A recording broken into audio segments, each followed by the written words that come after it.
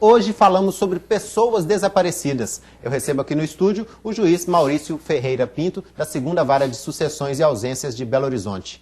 Se uma pessoa que está desaparecida deixou algum bem ou dívidas, o que fazer? Acompanhe. Como ficam os bens e as dívidas de um desaparecido?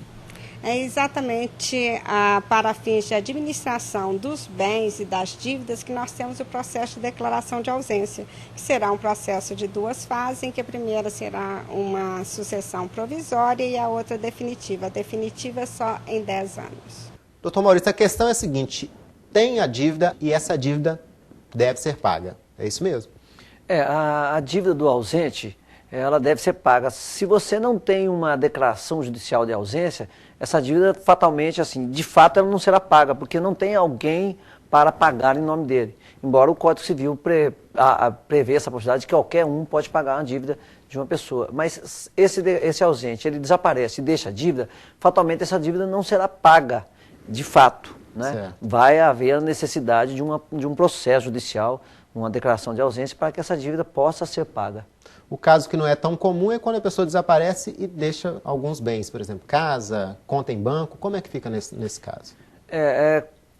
Essa transmissão desse patrimônio que esse ausente deixou uma casa, deixou um imóvel alocado, deixou um dinheiro em banco, deixou uma indenização a ser recebida, um precatório, deixou um valor qualquer para ser recebido, esse recebimento desse valor ou a transferência desse imóvel, desse bem, só vai ser efetivada também através da ação judicial de declaratória de ausência. Sem essa ação declaratória, esse bem não será transferido.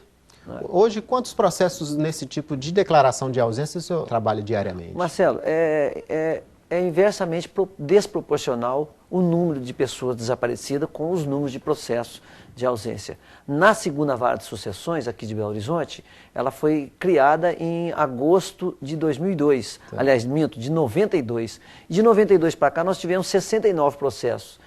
40 deles já foram julgados e eu tenho hoje 29 processos em andamento. É um número pequeno em relação, né, o senhor falou, inversamente proporcional ao número de desaparecidos. Mas, de alguma forma, por exemplo, essa pessoa que desaparece hoje, a família não entra com esse processo de ausências, como é que fica essa situação? Isso vai automaticamente acarretar um problema na frente. O que eu percebo é que as pessoas não tomam a providência de buscar o judiciário na declaração de ausência. Ela espera que um dia a pessoa possa aparecer.